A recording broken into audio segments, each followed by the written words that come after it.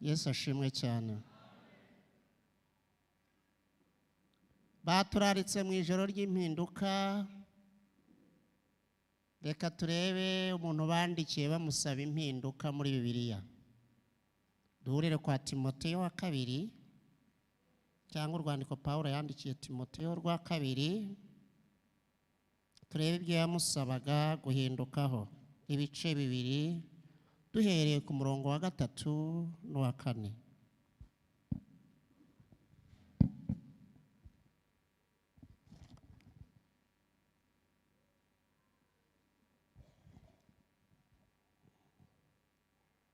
Dusome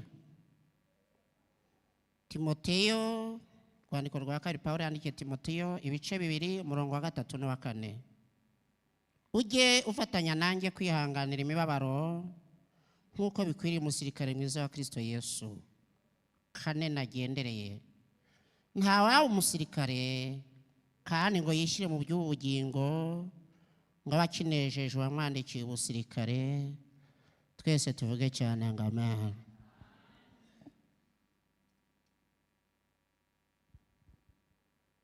Haleluya.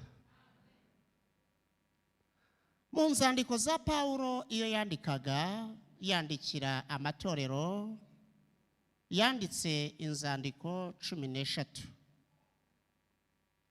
Aho usanga urwandiko rwa mbere n'urwa kabiri, ahanini urwa mbere aba yarakumiraga, yarateshaga, yarabuzaga, yaranengaga imyitwarire mibi cyangwa intege nkeya yabaga yumvishe ku itorero. Urugero, urwandiko rwa mbere rw'Abikorinto n'urwa kabiri. Urwa mbere yarabanengaga, abagaya, abakebura. Urwa kabiri abashimira ko bisubiyeho, abaje gusenga. Haleluya. Mu nzandiko 13 rero yanditse, nsomyemo rumwe mu za gishumba, epitre pastorale. N'urwandiko rwa mbere rwa Timoteyo n'urwandiko rwa kabiri ni abapasiteri b'Abagiriki babiri yandikiye, na Tito.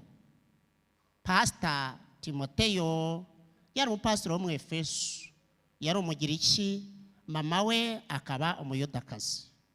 Undi mupasiteri yandikiye amukebura cyangwa se amubwira ibyo azakora ni Tito, yari ayoboye itorero ryo ku kirwa cyo mu Bugiriki cyitwa Kireti, nawe yari umugiriki. Abaje gusenga. Haleluya. Pawulo yandikira Timoteyo, urwandiko rwa mbere rwari urwo kumukosora gusa, urwa kabiri rwari urwo kumusezera, ariko agira ibyo amubwira akosora kugira ngo amusige ari umugabo nyamugabo. Haleluya. Haleluya.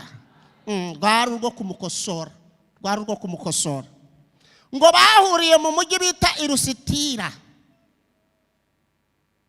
Ibice 16 byakozwe n'intumwa, ngo niho bahuriye, ngo bakubitanye amubonaho ibintu 3. Icyambere, ngo yari umwigishwa ushimwa na bene se bose b'Irusitira n'Ikoniyo. Yashimwaga na bene se bose b'Irusitira n'Ikoniyo, yarashimwaga. Ubuwazi wawe agahura na ba bantu baka amafaranga y'ubushingwe, yamenye uriwe.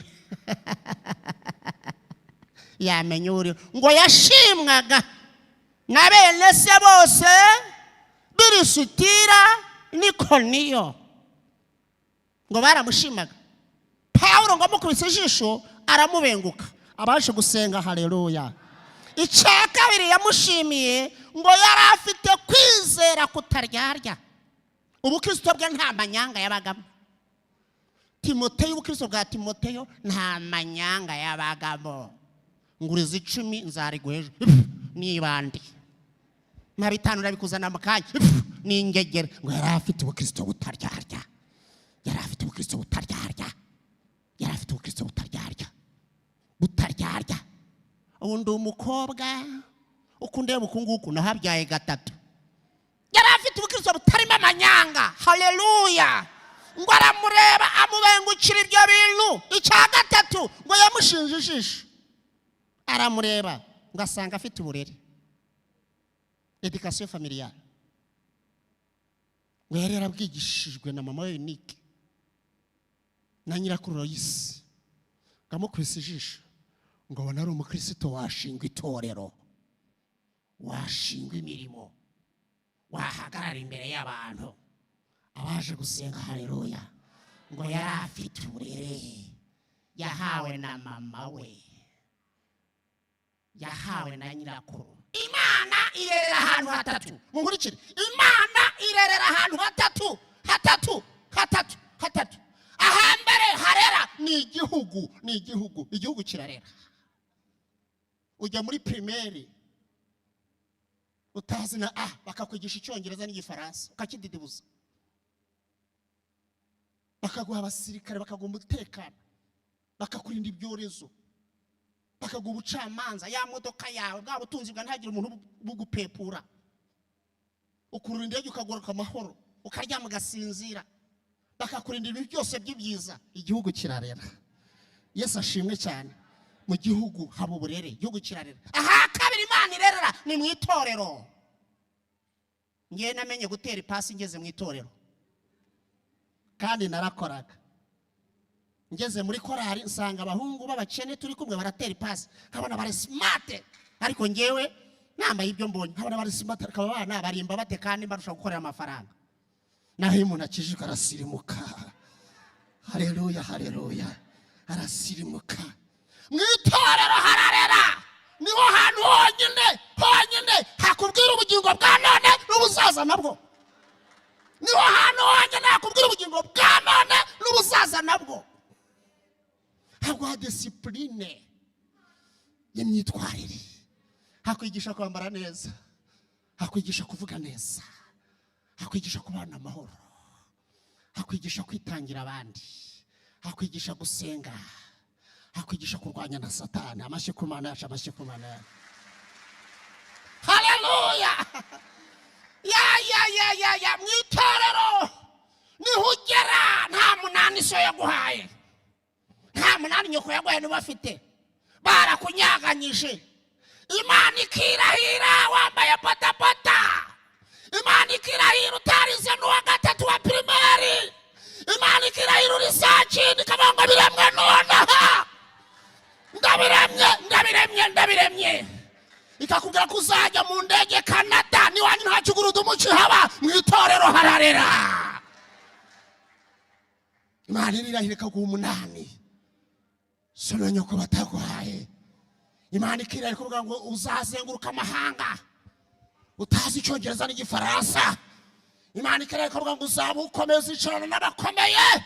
Mu itorero hava amasezerano. Haleluya. Aha gatatu ni mu muryango. Nabivuze, iyo umwana umubyaye akagucika kuva ku mwaka umwe kugera ku myaka 7, ntabwo aba ari uwawe. Iyo agize imyaka 7 niwo umwijyanira ukamuhereza abandi. Ibyo utamuhaye mu myaka 7 biba birangiye, abandi bamushyiramo ibindi. Umwana nagucika mu myaka 7 utamupakiye mu byo ushaka, abandi bazamupakiramo ibindi. Naho ngaho umwana apfira mu iterura. Iyo umujyanye utamupakiyemo ibyo ushaka, imiterere ushaka, uko ushaka ko azaba, ukamujyana utarayimushyizemo ngo abandi bazabishyiramo cyangwa uzabishyiramo mu myaka 15, ntabyo afata. Umujyana amaze kumushyiramo education familiale, ikinyabupfura cyo mu rugo. Abaje gusenga haleluya, abaje gusenga haleluya. Paulo rero arahamagara Timoteyo, amwandikiye agira ibyo amusaba. Aramusaba iki? Urwandiko rwa 2 aramusezera, ariko aramusezera amusaba kugira ibyo ahindura. Abaje mu ijoro ry'impinduka haleluya, aramusaba kugira ibyo agira gute? Ibyo ahindura. Hari ibyo amusaba. Icyambere yamusabye muri bira bice 2 umurongo w'8 yaramubwiye ngo Timo, meze nk'ibisuko ku gicaniro, igihe cyo kugenda kwanjye kirasohoye. Narwanye intambara nziza, narinze ibyo kwizera, ariko banguka vuba ngira ibintu nkubwira nakubonyeho. Utazasigara uri feke, utazasigara uri umupastor wa feke, kandi ndashaka kuba ari wowe mparo mize surprise. Ni wewe nabonye abaje gusenga, haleluya. Ni wewe nshaka kukugira ibyo mbwira. Hari ibintu ushaka kukubwira, ndimo kugera mu marembera, ngiye gufungirwa ahantu utazongera kumbona, ariko ndagusaba ngo uze vuba igihe cy'imbeho kitaraza. Ngiye gufungirwa ahantu ubundi mwajyaga munsura nkababwiriza mfungishijwe ijisho, none bagiye kunjyana muri kasho speciale. Banguka ngira icyo nkubwira. Ndashaka kubanguka vuba igihe cy'imbeho kitaraza, ariko hari ibintu ushaka kugosora, hari ibintu ushaka kuhinduka. Icyambere, hari ibintu nakubonyeho bya feke bya gisivile. Ndashaka kuba umusirikare. Icyambere, nabonye unkunda cyane. Timo urankunda cyane kuruta Kristo. Nabonye uzankunda kurusha Kristo, kuruta ukunda Kristo. Nabonye ari ngewe urokonesa kuruta Kristo wakubambiwe. Ndashaka kukwiyama. Ntazapfa ukajya ku gatuti ukavuga mami iminota 30. Ukajya usingiza mami yampaye imodoka, daddy yampaye inzu, daddy yampaye ibitenge, yampaye kawunga, mami we, daddy we. Ukajya kurimbuka iminota 30 uvuga mami. Usingiza mami, utibuka Yesu Kristo w'urubyaro rwa Dawidi. Ntazapfa Timo, ntazapfa. Ugasigara usingiza daddy, unyita daddy iminota 30 utavuga Yesu Kristo wabambwe. Ukavuga ukuntu naguhaye amakote, naguhaye imiceri, naguhaye imodoka yarongoye. Utazajya usingiza iminota 30 igashira imbere y'abantu bazindutse nkuko baje kumva ijambo ry'Imana. Ndakwisabye, ndabona ushaka ngo yakundaga Paulo, ngo akamuvuga, ngo akamuza ku mutima, ngo abona azamukunda kurenza Kristo. Ngo ati ndakwiyamye. Ntazavuga, sigara usingiza ku ruhimbi hari Kristo wagupfiriye. Tazasigara ushimira imiceri iminota 40 igashira. Kashimira imyenda yakuguriye iminota 50 bigashira aho ngaho. Ukavuga ibisororo ufite n'ibitando ufite iminota 60 gashira.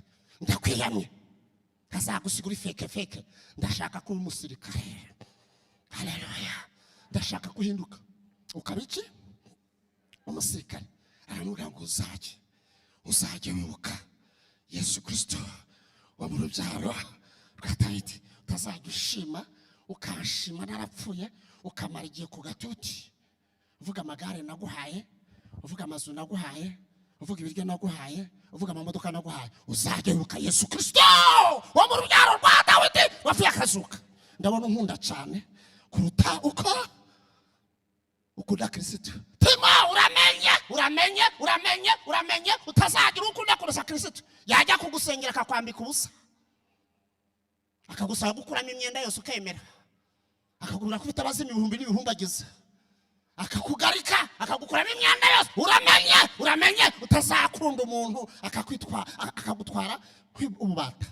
Ukigajya uzagibuka Yesu Kristo wa mu rubyaro rwa Dawidi. Atazagira gushuka akagusengera gukuyemo imyenda yose. Utazasigara uri feke. Ndashaka kuba umukristo ukuze. Amashikumana yacu. Uzajya wibuka Yesu Kristo wa mu rubyaro rwa Dawidi. Kandi ibi bireze.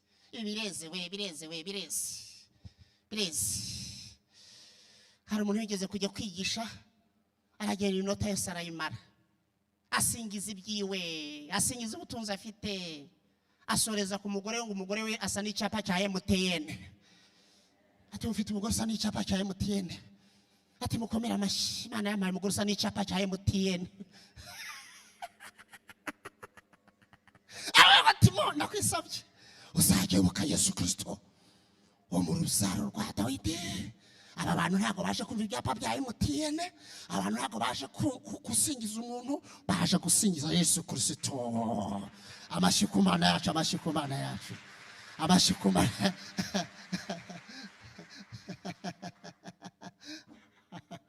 Mu minsi ishize twahuye n'ibintu ibyo Paulo yiyamye Tito. Arimo ngo Tito, ndagusabye uzajye wirinda gutera waraza. Ntugatere waraza imbere y'abantu. Mukubite mu kiganza 6 murebe mu maso 7 murebe mu maso 15 tera haleluya 25 nutazivuga sara ucuragura izo gutera waraza utazasigara ukora amakosa nkayo ngayo ndashaka kuva mu tuntu tw'utudoridori ukaba umusirikare wa Kristo. Haleluya haleluya. Aravuga ngo ibyo ndabe gusaba icyakabiri yamusaba kandi mo gusoza aramusaba kuza kumusura vuba akamuha romise handover ihererekanya ububasha niwabonye aravuga atari ko nuza we banguka vuba se muko utaranshiramo banguka vuba bataranca umutwe ngiye kugera ahantu mutazongera kunsura. Timoteyo banguka yewe ariko ndagusabye nuza ndashaka kuguha handover romise reprise ndashaka kubiguha ariko nuza ahantu ngiye kwinjira ndagusaba umuntu uzahamfasha ntuzamusige ntuzasiga uwo muhungu azangirira umumaro uzasusanya umuhungu bita Mariko. Bice 4 here ku murongo w'icana kumanuka Timoteyo wa 2 ntuzamusige Mariko ndashaka kuguha romise ndashaka kuguhererekanya ububasha nkakubwira ibyo uzakosora ngewe ndagemaze kumera kwisuka ku gicaniro ariko ntuzaza warakutse umutima narwanye intambara nziza narizi ibyo kwizera ariko nuza Timoteyo nuza hari umuntu ugiye kumfasha aho ngiye kwinjira ku nkombe ya Rwaruzi kandi nimpinjira hari umuntu ushaka uzahafasha umuntu uzahafasha ni Mariko dore impamvu azahafasha ngewe nabonye umwami Yesu mwiyerekwa ariko Mariko babanye mbona nkubone nta gahungu gatoya Yesu yaryaga iwabo kwa Mariya byakozwe mu 12 ako gahungu gatoya ndashaka kukabaza ibya Yesu byakozwe mu 12 ako gahungu gatoya ndashaka kukabaza ibya Yesu mbona nkubone nikampa ubuhamya bwa Yesu Kristo wabambwe nzinjira mu nyanja ya Rwaruzi nta kibazo afite. Haleluya.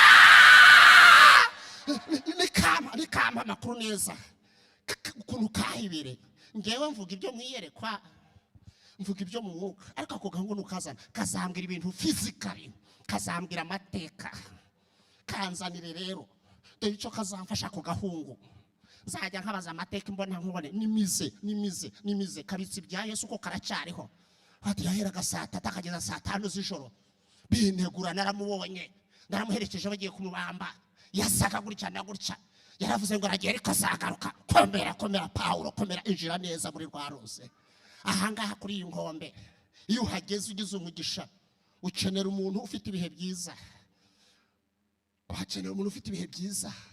ntabwo ukenera umwarimu ufatanyije ikimina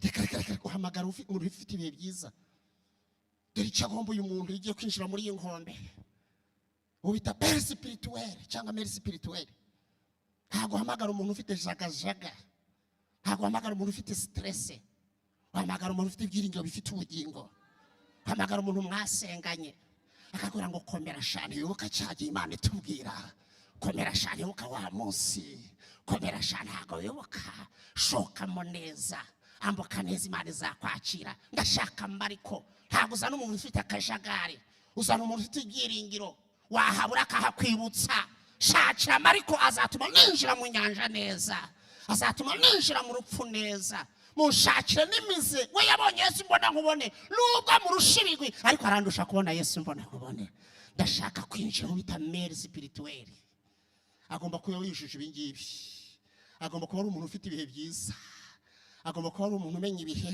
n'ibihe akamenya igihe umuntu atahira akamenya nuko umuntu agiye mwerekwa muri koma cyangwa asagarutse hari abantu bajya muri koma yaza akavuga ati ingurube zanjye ibyo pesi pituri agomba kumenya bati ubonye iki mbonye ingurube atwachinariza ingurube se nizubona muri uyu mwanya ariko cyakimina amafaranga mwara yabitsa ibyo bibina bireke ahangaha uhamagara umunyamwuka umugenzi ujya mu ijuru yashakaga Mariko kumukomeza ageze ku nyanja. Ahangaye umuntu aragufasha ukaza urimba urwo rurembo rwera. Haleluya, haleluya.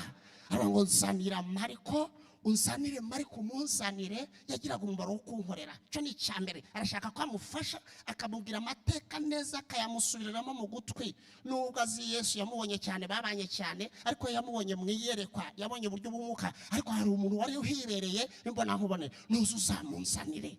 Uzanzanire Mariko, azambera pe spirituel nubwo muruta, ariko arandusha ibigwi n'imize, afite ibintu. Azambira Yesu nongere mukunde, nambuke neza mukunze.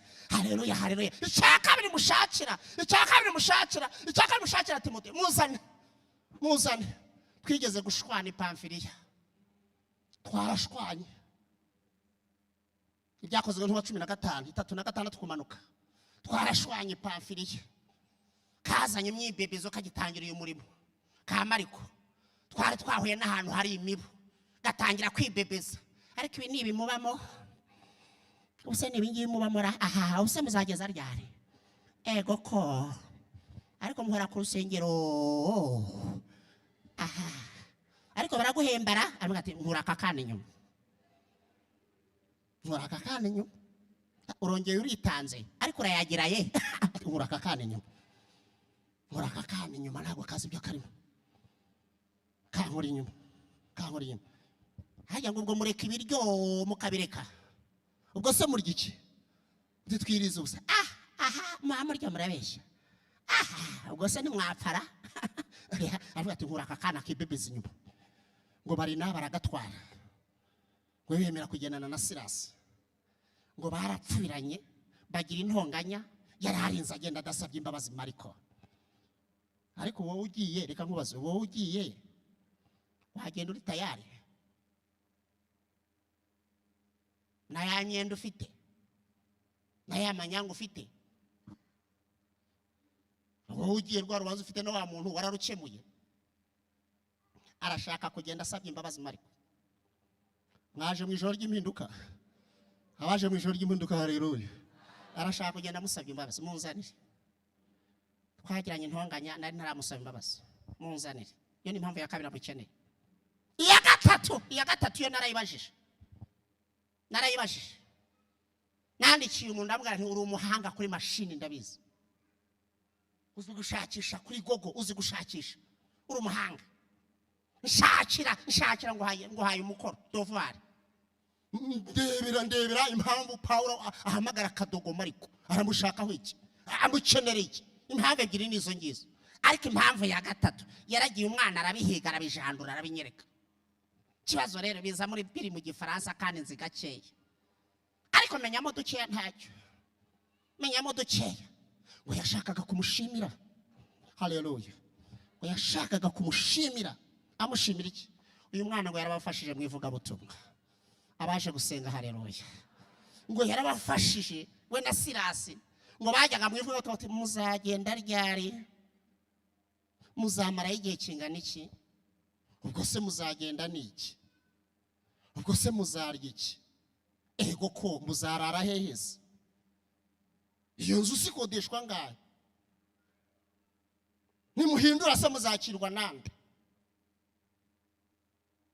Muragiye mu ivugabutumwa. Nje sinzi kuvuga byinshi, ariko mfite amafaranga. Ndashaka kugira icyo nkora. Ngo nibiye bafashaga. Mu Gifaransa bakanyurije kavuga ngo Marc il s'occupait aux besoins pratiques. Il s'occupait aux besoins. Shemu buriya yafashijwe mu Gifaransa. Il s'occupait aux besoins pratiques. Namwe hano. Il s'occupait aux besoins pratiques. Ntazi kuvuga byinshi. Ntazi kuvuga byakozwe n'umwa cyane. Ntavuga mu ndimi cyane. Ariko azi kumenya igikwiriye mu nzu y'Imana. Azi kumenya ko korari yakwambara uniform. Azi kumenya ko hano hakeneye sawuni. Azi kumenya ko abashitsi baje.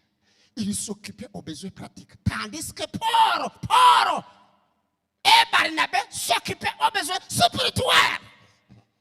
Babazi ibyo kwigisha n'iby'umwuka, ariko bati nangahe muzamarayo kangahe? Araruturu bizagenda bite? Nimuza muzakirwa mute? Ngo arashaka kumushimira ukuntu yamufashije.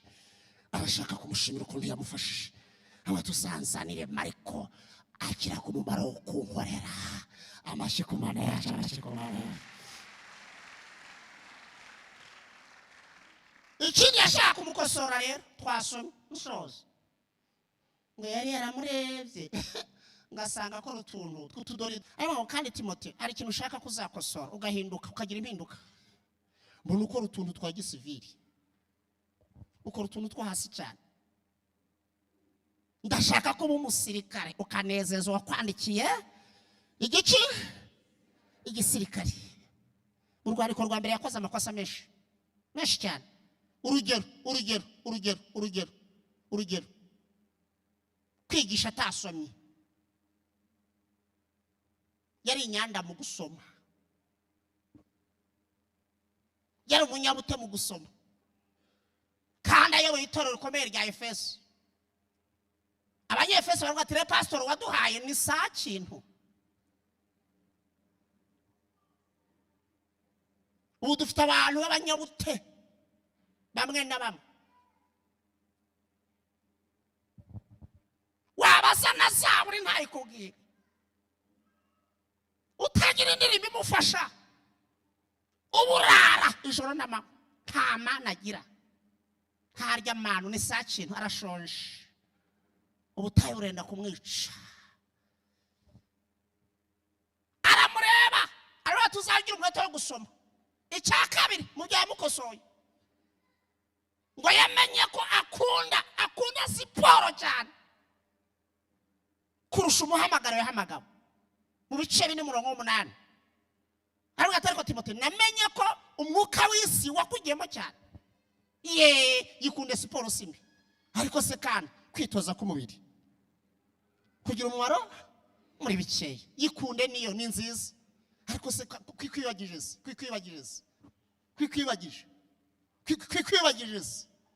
Yikunde, ariko hari indi siporo, hari undi mwitozo urahari, hari no kubaha Imana no gufite isezerano ry'ubugingo bwa none n'ubuzaza nabwo.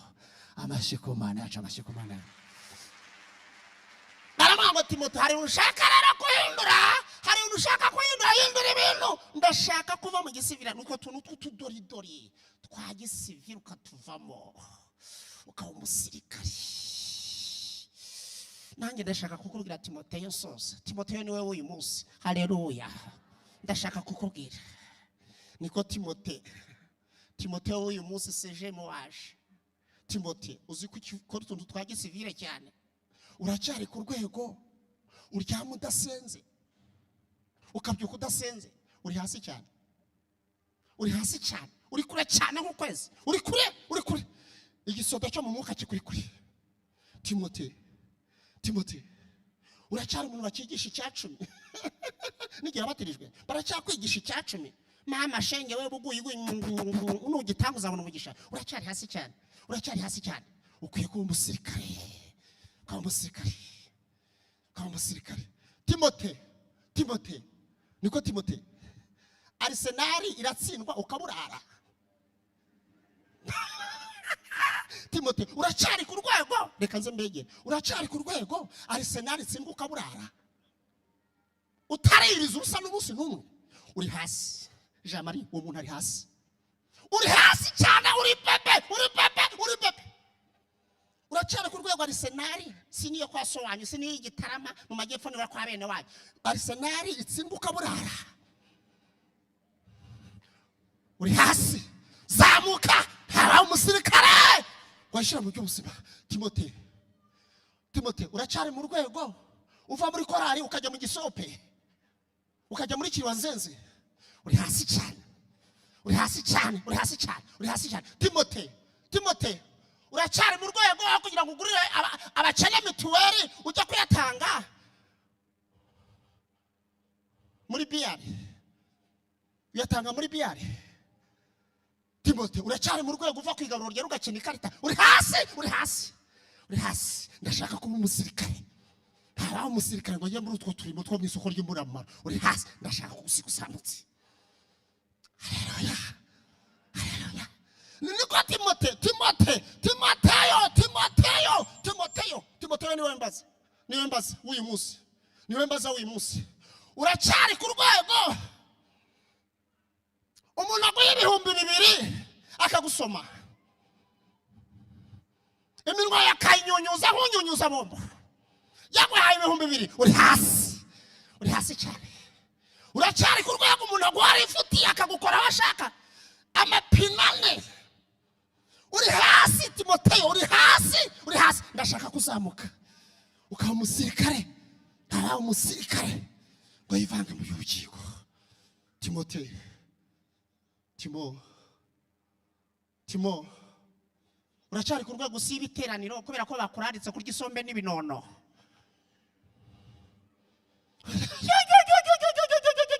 Ugasibwa no kurya isombe n'ibinono. Uri hasi Timo. Ndashaka kugusiga uri umusoda, ndashaka kugusiga uri umusirikare. Abaje gusenga haleluya, abaje gusenga haleluya. Niko Timote. Mbega abapepe, mbega abantu bipepeza. Ubwo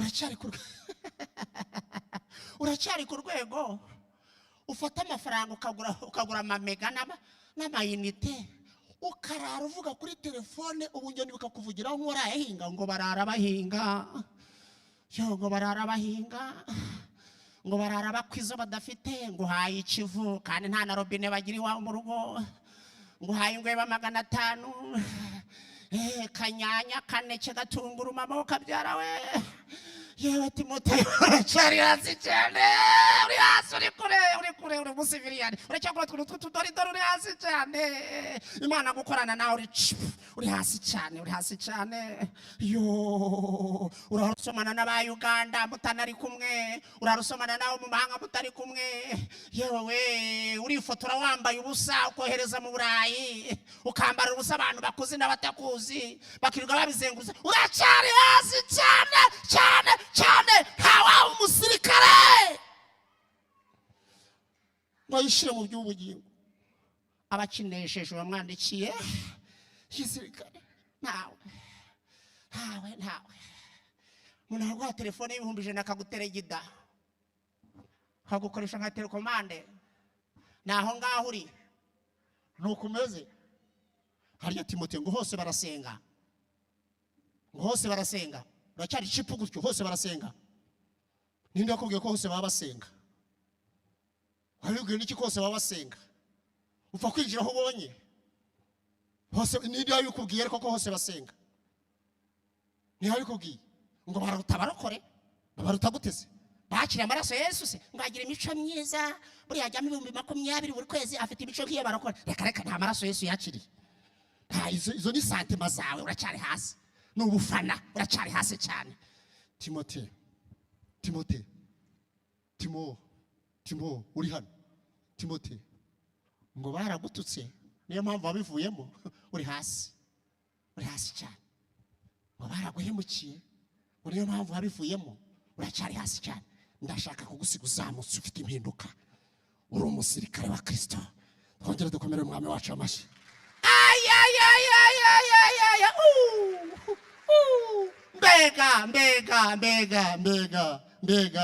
Mbega Timote, wowe Imana yahaye amafaranga. Timote, abakozi bakaburara biriwe bagukorera ku makaro cyangwa ku nkingi cyangwa muri parafo, kubera ko mani yatsinze yakinnye.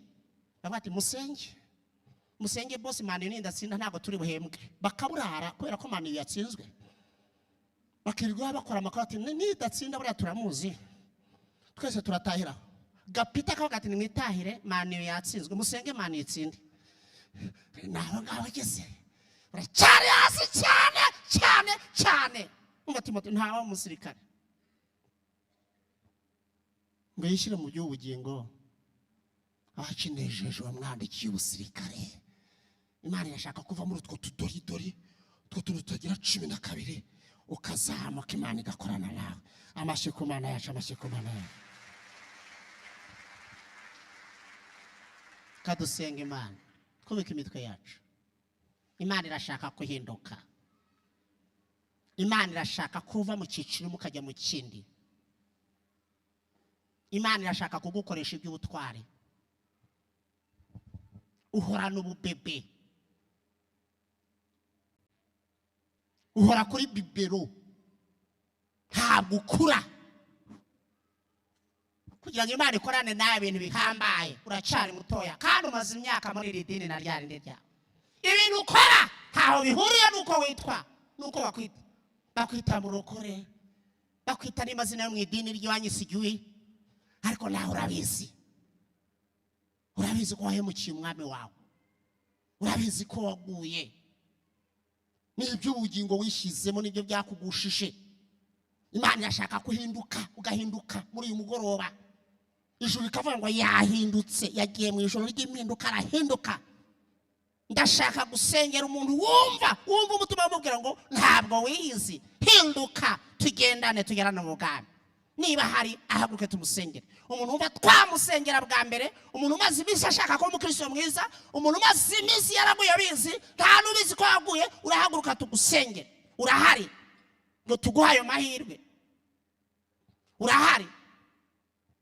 Urahari yewe muntu, urahari guzamura ikiganza tugusengere. Urahari umaze iminsi ukubita uturoki kuri utariko nzakizwa, ntabwo umwaka uzatangira ntarakizwa. Urahari ukuriza ntabwo ukuzi, urimo kwigirira nabi, si iki Imana yari yagusigarije. Imana yarakurinze amajya n'amazi ikugirira ibambe, irashaka kuguha ubugingo kandi bwinshi. Haleluya. Urahari yewe muntu, aha nari kuhatinda gatoya. Ndabizi ko abantu baba barwana n'imbaraga zikomeye, urahari ngo uhaguruke tugusengere. Urahari muri iri terano ry'impinduka kugira ngo tugusengere. Urahari hari icyo umutima urimo kukubwira, hari ijwi rikongora ririmo kukubwira.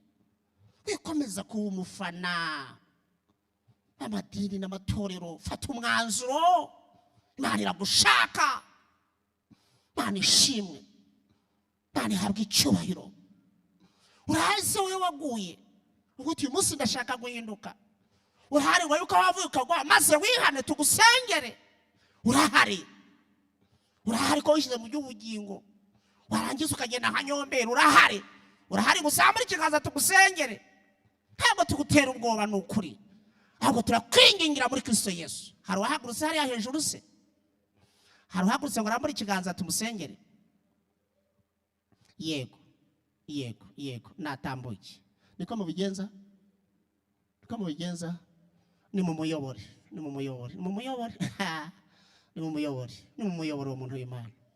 Ni mu muyobore. Amashyi ku Mana yacu.